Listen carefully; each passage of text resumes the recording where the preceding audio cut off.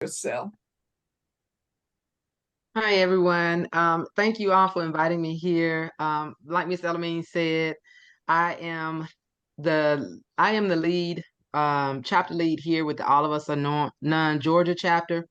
We are based out of Atlanta. We're the only Georgia chapter, but we are open. It's a free membership open to anyone that's in Georgia. This past weekend on Saturday to honor Labor Day, we wanted folks basically just to recognize that although Labor Day is a great day for us to enjoy our paid days off, to recognize that there are millions of individuals who are forced to work today for free and don't get this day off, and certainly not paid. Here in Georgia, incarcerated individuals are not paid anything. California, they may be as little as 14 cents an hour. Some places this is as little as six cents an hour. Sometimes you literally have to work 48 hours to come up with a $20 copay just to see the doctor in some places. And so this past weekend, we had a mural reveal here in Atlanta. It is in Cabbagetown. I'm originally from Columbus, but I've been in Atlanta for 3 years. And for those of you who are in Atlanta, it is on Wiley Street on the corner of the 97 Astoria Bar. As you come in from under the tunnel, everything on that in that entire neighborhood is full of murals. But that is where our End Slavery in Georgia, as well as collaborative effort within the exception mural is. 2 months ago, last year it was 2021, it was introduced into Congress by Senators Jeff Merkley and Georgia Representative Nikema Williams, but it died. And 2 months ago, it was reintroduced along with Cory Booker um, joining as sponsoring. And so we are a part of supporting the federal campaign in the exception campaign with the Abolish Slavery National Network. And we partner with Worth Rises and Mural Arts and the Cabbagetown Initiative. But several states, 8 states now, have already gone to either abolish it or already have put it on their bill, most recently, Tennessee and Alabama. Unfortunately, Louisiana didn't do theirs, but here, that is our goal at the Georgia chapter with our first campaign to end slavery in Georgia. We're looking to at least get it introduced on the floor in February. We know we're pushing for time, but it is ideal that by 2026, Georgia will join the other states with having the words, having our Georgia Constitution edited to, instead of reading what it currently reads, that involuntary servitude is not legal in the state of Georgia except for the punishment of the crime. We intend for the Constitution to be changed to there will be no voluntary servitude or slavery in the state of Georgia. And so that's what we do. We work to advocate for the civil and human rights of currently and formerly incarcerated people and our families. I myself am a formerly incarcerated activist, and we'd love to have just support on this campaign as well as have you check us out. So I'll make sure I drop our website and our link tree in the chat for those who wanted to check us out. Thank you. Well, I think that was under 5 minutes, actually. Yes. So we want to open up the floor for any questions for Walisha. George, are you controlling the screen? So we want to get back to the, yeah. So are there any questions for Walisha? Yes, basically, I just need the information to be able to contact you. I think what I'm doing is very similar. Well, not similar, but we need your organization as well. So if you Okay. could give me contact information and who your group is, love to check you out. Okay. And I'm dropping that in the chat as well. And also Good. and I'll make sure I'm dropping that in the chat for All of Us Are None as well as my personal. So please connect with me. Well, this is the thing.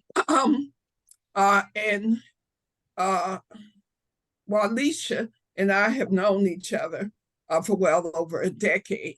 And I'm glad that she joined the Metro Atlanta chapter of WILF some months ago. So check and make sure your dues are current, Alicia. I will. Yeah, because I believe it's been over a year since you initially joined. And CC Anderson is also in the Metro Atlanta branch. And so those of us who are here in Georgia, we have a particular interest in is ending prison slave labor. And when we get to the Georgia report, I will explain how I've been kind of nudging Walisha on a strategic plan. And I'll talk about the strategic plan that we're engaged in coming out of Columbus. And so, George, I see your hand. Could you please speak? Sure. Well, Alicia, are there any federal bills around ending prison slavery that we can support? Anything happening nationally?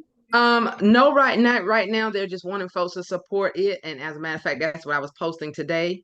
And I am about to drop that in. Basically, they're wanting folks to support the national campaigns. And to either text or visit their website. And so that's actually what I was posting in. So I'll just copy and paste that.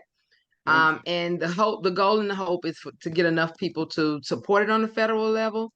But what we're really having a problem with is that we did not know, and most people think that when you pass something on the federal level, the states automatically have to fall out with it, but that's not actually true. It could pass at a federal level, and the states could still say, well, we're not worried about what they pass federally. We're still going to do whatever here in the states. And that's why the states, because people are like, why are y'all working on the state when we should just request, support the federal? But in fact, it could pass federally. They could have the federal 13th Amendment actually changed or amended to do that, but the states aren't really obligated or required to go through that. So we're asking that you support us on the federal level and also on the state levels. And because that's why we're asking people to sign our campaign, now make sure I drop our petition in the link as well as the federal. Thank you. Well, George, it will be very important, thank you, to save the chat. But we'll move to the state reports. And just so you can get ready, we have the Georgia report first, then the North Carolina report, then the California report, and then the Vermont report. Are you raising your hand, Robin? Yes, I just wanted to say that in Vermont, our state legislature passed a resolution to remove involuntary servitude from our Constitution. So we're with you. Yes.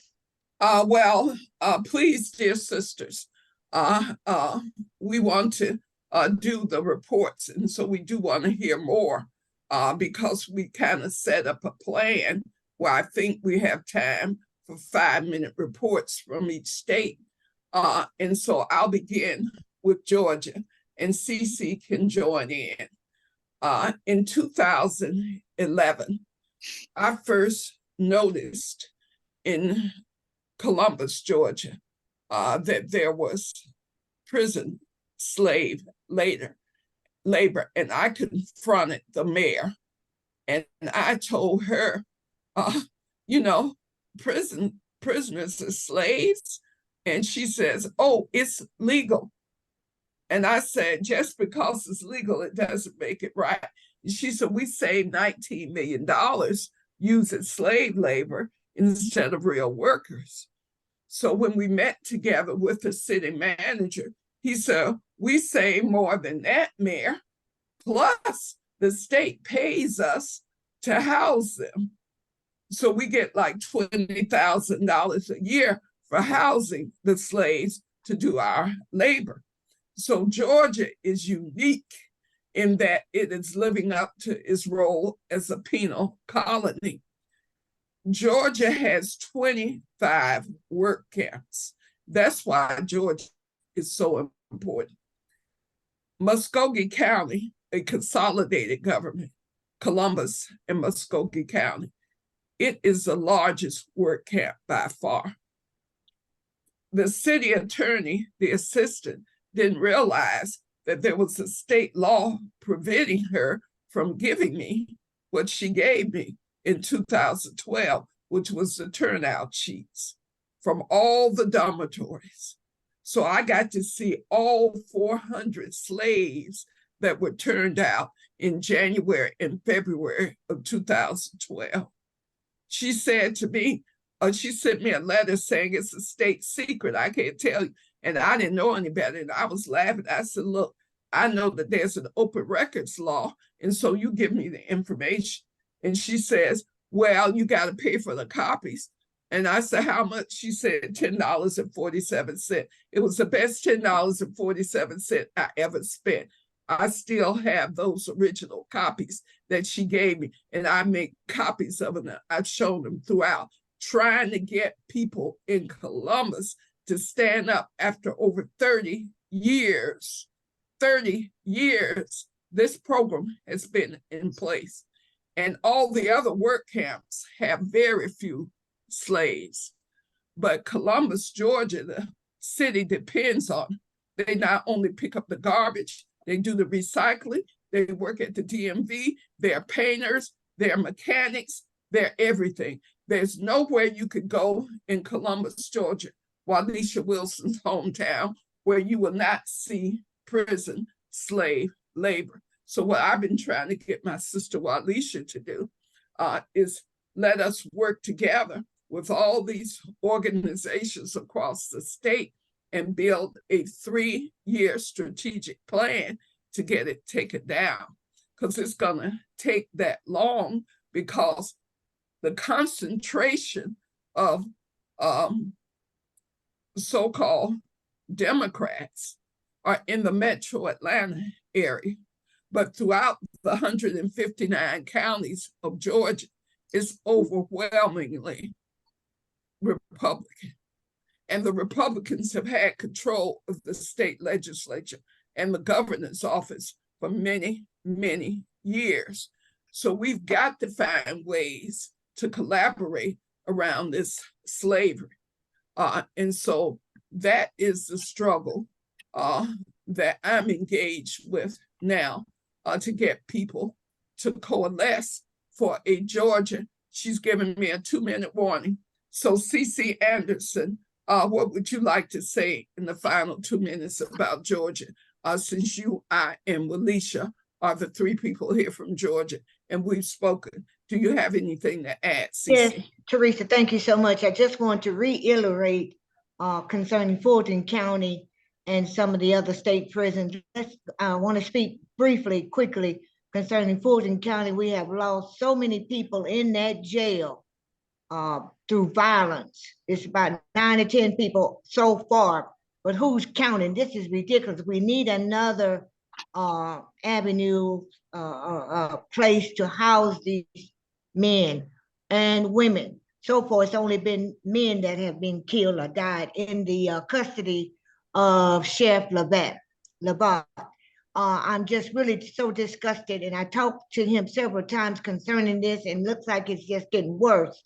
We have just got to bite the bullet and get another housing building for these inmates to save their lives. And some of these people are just under misdemeanor cases or crimes that really need to be released, put on probation, to get them out of the overcrowdedness of sleeping on the floor and being killed, and subject not to go to the hospital or clinic when it's needed.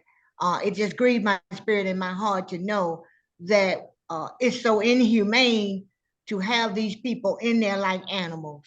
And I'm going to close on that part, but I'll give you statistics on the next go around.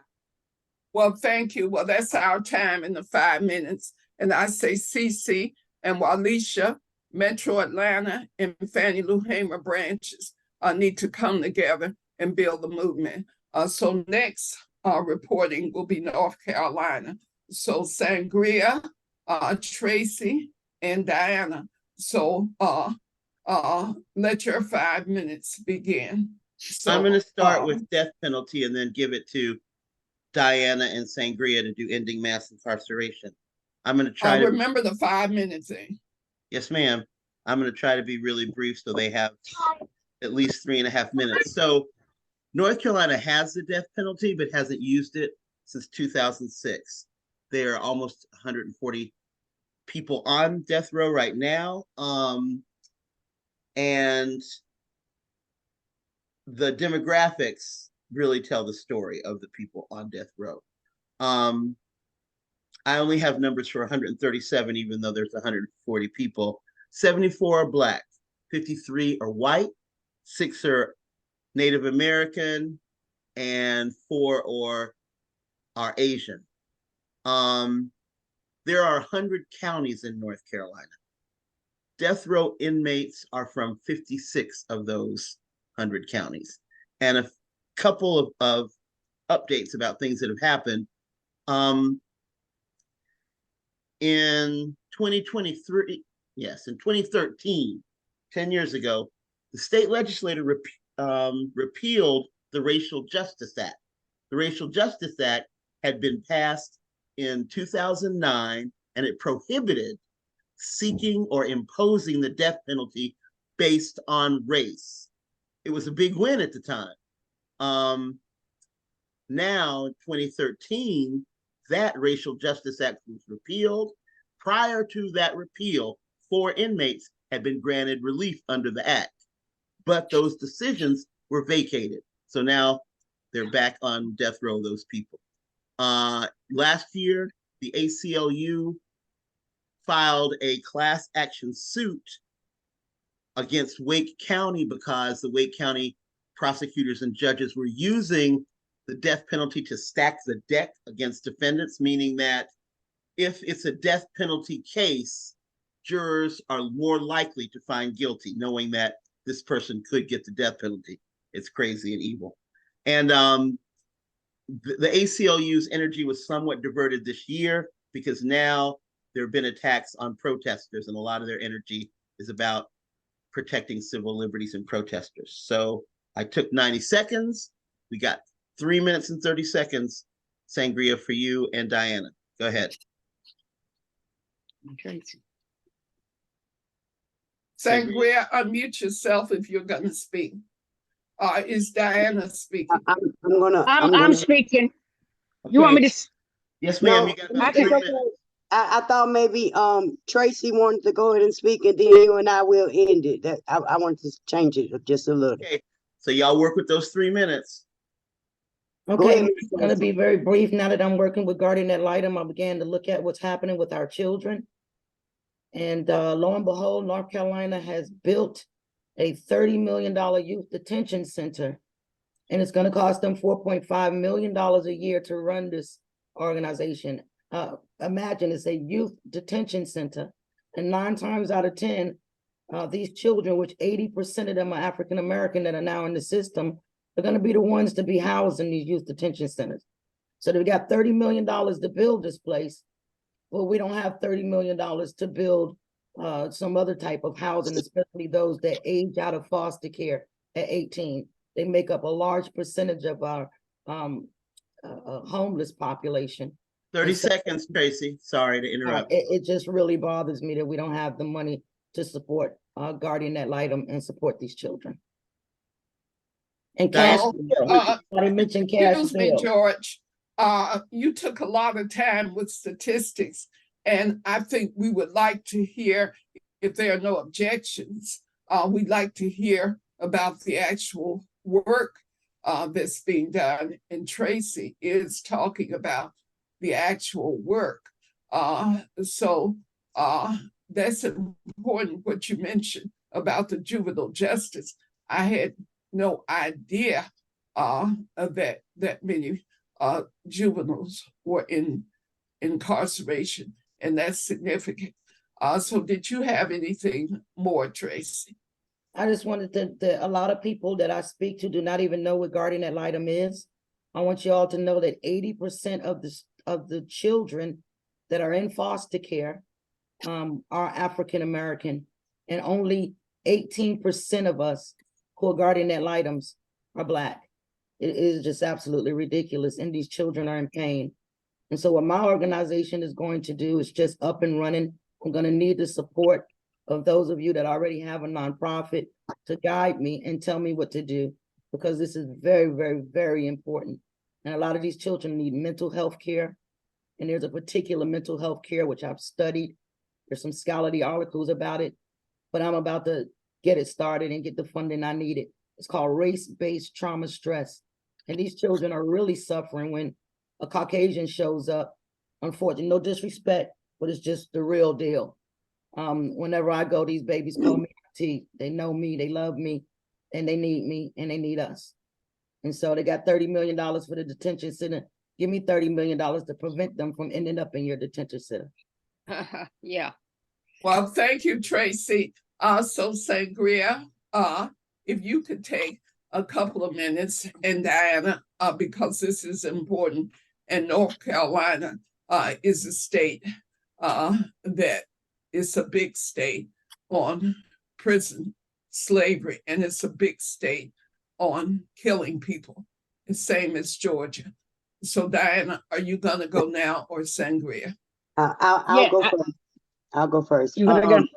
Yeah, because I really don't feel well, so I'm gonna say what I had to say and pass it to my partner, Miss Powell. But I'm formerly incarcerated here in North Carolina, 3 years, 2006 to 2009. Now I'm organizer, NC Second Chance Alliance, and I'm charge chair for the Poor People's Campaign. I just want to touch on a few things that we were doing before I pass it to Ms. Powell. And one big thing we're doing here to end the incarcerations, we're showing, we're doing a movie here, Beyond the Wall. We're just painting a picture, of it, of lived experiences and things like that, of being incarcerated. Also, we're doing lobby day here. We have cases CSI versus Moore, which speaks on voter rights. And then one big thing that we're doing, is the need to prioritize and pass criminal record relief, meaning we're wanting to close the second chance gap. And we want you to acknowledge the Senate Bill 565 to help close that gap, which will end explosive use of mugshots. And then also House Bill 778, which is the same thing, which is in the Senate Bill 565, would close that second chance gap. House Bill 778 would end the explosive use of mugshots. And some of our senators that we are addressing on that are Berger, Moore, Blue, and Lee. And I'll pass it now to Ms. Diane Powell, which will give you more updates for North Carolina. I'm sorry. Okay. I'm sorry. Hold on, Ms. Powell. I invited her today because Ms. Powell is Executive Director of Justice Serve NC out of Raleigh and works closely with major organizations in Raleigh. She's also the statewide coordinator for NC Second Chance Alliance. Thank you, Ms. Powell. Okay, very short. I do like to say I used to work in the prison system. I worked for 10 years. I left as a correctional lieutenant. So I've been on the other side of the wall, have seen how it works. And then I just want to say there are over 36,000 North Carolinians in prison and nearly 95,000 people under the Division of Community Corrections. 50% of admissions in North Carolina prisons are due to probation and parole. So this is a very serious thing, as I know all of you know. What we're doing under Justice Serve is that we're putting our community inside of the courtroom to be court watchers. We're training them, we're certifying them, and they are called community court advocates. They are not lawyers, but they got their eyes on the system. And they're the liaison between the district attorney, the public defender, and the judge. We had a motion that was granted to us that we'll be able to educate not only the community, but people that are sitting in our jails, help them to educate them to navigate through our criminal justice system. And that's all I have to say. Thank you. Well, thank you. And Diana Powell, I believe, is a guest here. Yes. So since she's in Raleigh, we do have a branch of the Women's International League for Peace and Freedom in the Triangle. But what I hope to start at the end of this month, Diana, is the Raleigh-Durham branch, so that Durham and Raleigh, who work closer together than the Chapel Hill area, will form a branch. So I'll make sure if you could drop your contact information in the chat, Diana, because I will be in the Raleigh-Durham area later this month. So I would like to connect with you because I lived in Durham for 12 years, and so we could figure out ways to work together with the Justice Center and other entities that do the work that you're doing. So please drop your contact info in the chat. I think everyone would be interested in knowing it. And so yes, the next state up is California, and we have Philip Cole and Joan Goddard. So Joan is on camera. So Joan, you want to start? Yeah, unfortunately, I don't have anything to report, and I'm just madly making notes about what everybody is saying. It's amazing the difficulties, but also the work that's being done is wonderful. Philip, oh, good. Philip is unmuted. He's able to talk. Great, because sometimes he's driving and not able to talk. Maybe you have something to share. The only thing I have to say is that the San Quentin prison is decommissioning the death penalty wing, and they're supposedly going to use it for rehabilitation, which of course is an oxymoron in this country because they do not rehabilitate people. Unfortunately, this country does not look to Europe, places like Germany, where the recidivism rate is almost nil. People don't go back to jail because when they lock them up, they don't lock them up like animals, like they do here. And so people do not stand a chance. They lose their sense of value here, where that does not happen in Europe. So hopefully one day we'll join the civilized world. Thank you. Yeah, Philip, I'm not sure. I couldn't quite catch what you said about San Quentin, and what I was listening for is that the plan that the governor has is to change it to a mental health institution. Probably everybody else understood what you said, but I didn't catch it, so I wanted to be sure that everybody got that. So instead of a death penalty place, yeah. Oh, that's great.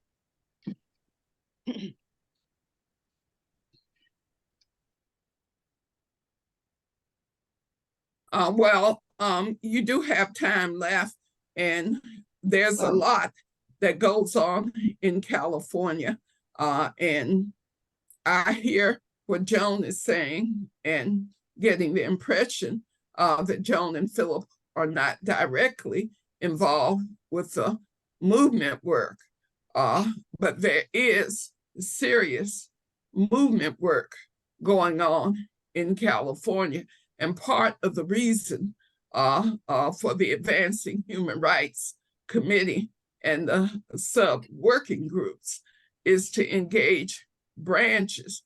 And in this working group, we have made, I thought, a pledge that we will work state by state to join the movements that are aimed at dismantling mass incarceration. So we want to keep that in mind as we go forward. So we can move on to Vermont, that tiny little all-white state of Vermont with 1% Black people. But Vermont is like the People's Republic of, and they always pass good laws in spite of the low numbers in the population of Black people. But when you go to their prisons, you see plenty of Black people. So Robin, it's your time to speak. You have 5 minutes, Robin. I know you probably won't need it all, but you got 5 minutes. Yes. So I sent an email out with a link to a Zoom conversation we had with Free Speech, Free Her Vermont, which is an organization. I think it's active in other states. It's primarily young Black women who are creating the energy there. And our concern here is that the one prison in the state where there are like 120 women, as I recall, the state government wants to build a new prison for them, and it's agreed. Everyone agrees that the current prison is horrible, and is not dealing with the needs of the people there, and so on. But we feel, and Free Her feels that the solution is not to spend $1 zillion building a new place, but to let a lot of those women out. They were probably there for nonviolent crimes, and to provide mental health care and help in finding jobs when they get out. So what's disappointing is that even some of the progressives in Vermont, and we have 3 parties, unlike most states, even some of the progressives are in favor of, they would see it as relieving women from having to live in a hellhole. We want to create a nice prison for them, and we're trying to build energy to see that another way. That let's let some of those women out. Let's into halfway houses or whatever, and that would be a better way of dealing with it. So that's the issue that, to my mind, is on top of the subject here in Vermont. Aside from, as I mentioned to Tracy, we have passed on the state legislature has passed a resolution to remove involuntary servitude from the Constitution. Did I say it right? Yeah, that's very important.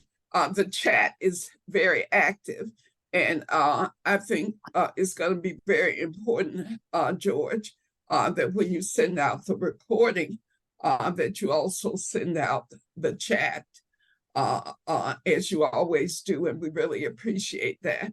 The last item on our agenda, next to the last, is announcements. But I thought we would take this moment to talk about next steps, because we have several people here from North Carolina, Tracy, Diana, Sangria, and George. And George was so important about this in the context of advancing human rights committee, and your role as program committee chair is to connect the North Carolina grouping of this working group, so that there is an actual working together and collaboration around the juvenile justice component and some of the things that have been raised here. So what I'm doing is encouraging a separate Zoom so that people can talk among themselves in North Carolina. And I'm also proposing that for Georgia. So I will coordinate with you, Walisha, and Cece, and others in the Fannie Lou Hamer branch, and others in Metro Atlanta, like Shante McLaughlin, who is very strong on this point of ending mass incarceration. So we know that between the Fannie Lou Hamer branches and the Metro Atlanta branches of Will, we have a body of work connected with our other partners, like the Georgia Justice Center and Ebenezer Baptist Church and so on, so that we can really be a part of the movement, so that this working group in the South in particular is reflected around ending mass incarceration. So that's what I'm proposing for North Carolina and Georgia, since we know people, George and I, and we work across those states, so we can do this work in a collaborative manner. So I have no other announcement that I would like to make. But are there any announcements coming from the national board members or from anyone else? George, do you have any announcements, any upcoming meetings? I want Robin to repeat the announcement that she made, that she sent out the email about. But George, do you have any announcements? The board meets in September on the last Saturday. I'm going to look at the date. I think it's the 25th, but I don't want to say the wrong thing. At 1 p.m. Eastern. Let me make sure. That's my only announcement. Well, I will send a message to Secretary. The 23rd. Saturday, the 23rd.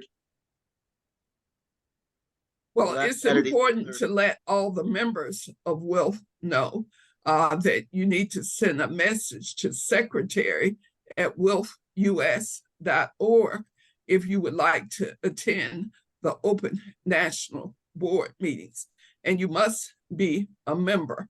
The president has a tendency to check to see if you're a paid up member. So if you're not, join or renew before. But I think it's important for us all to attend these national board meetings. I'll send an email out with the information to make sure you get the link for the board meeting. Thanks. Well, thank you, because each individual does have to send a separate message to the secretary, as I understand it. So any other announcements? Robin, would you repeat the announcement that you were making? I saw an email about joining a meeting.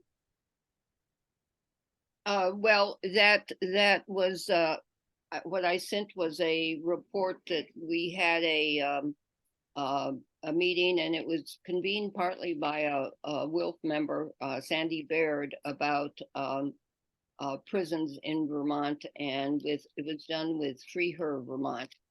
And I will put that I will put the link in the chat, but I also just put a link in that, to my mind, Fulton County Prison made national news because yes, Trump was taken, and Democracy Now! Did some coverage about how horrible the Fulton County jail is. And of course, he didn't go into it, but at least people became aware of it, the need to change our prison system. And just well, it's also to change the police state that's operating now. And the big thing that's operating in the Atlanta area, the movement is to stop Cop City. So it's just those are important things that kind of intersect with what we're doing. And so the chat is still lively, but the final point is that our next meeting, which is always the first Monday of each month, and the next meeting is October 2nd. It's at 2 p.m. So October 2nd is a Monday, if I remember, and I have my date straight. And that is the next meeting. And CC will facilitate that next meeting. CC, it's okay with your schedule, right, CC? Since we agreed to alternate facilitating. Yes, as far as I know, thank you. Well, thank you, CC. Is there any other business to come before this working group before we adjourn? And I thank everyone for being so efficient with their comments. Yes, Robin. Yeah, I met up with Free Her Vermont at a wonderful gathering of the Vermont First African Landing Day. that was about Ah. a week or so ago. Beautiful sunny day, bringing out the African American community, which people say there aren't any in Vermont, but wow, it was beautiful. And have you all been celebrating that in your communities? You know, referring to the landing in 1619 of African people being offloaded from a boat, and immediately, people didn't know who they were, but immediately seemed to have assumed that they were to be enslaved, and that resulted in the big brouhaha that the governor of Florida is referring to all the He's time. an idiot. Well, Agreed. there's a lot of history of the African movement, and in particular, I guess that is an announcement that we can make. This is a UN decade for people of African descent, which began in January of 2015 and will end in December of 2024. And as part of the Advancing Human Rights Committee, we do have a working group on the UN decade and reparations. And that meeting is also this week. George, did you set up that meeting for this week? Yes, it's on Thursday at 2:00. So that is the 7th, is it not? Yes, ma'am. So on I'll put a link September out with 7th, this. When y'all get the recording, you'll get a link for registering. You've already for got the UN decade reparations, because what we're talking about in ending mass incarceration is really reparations. It really is about reparation. How do we repair the damage that's been done for hundreds of years that have led to this mass incarceration, not the least of which was a 1994 crime bill that Biden takes a lot of credit for, that the Clintons take a lot of credit for. That began this outrageous over 2 million people incarcerated, with many more in the system. 1994. That's when that went down. So let's plan to see each other, if possible, on Thursday at 2 p.m. For the UN decade for people of African descent. Thank you. great meeting. And everybody have a good day. Good rest of Bye. your day. I'm enjoying my nice being lazy on Labor Day. So thank you. Thank you all for coming. Thank you. Well, lucky. And thank you, George, for arranging everything. Thank you. Right.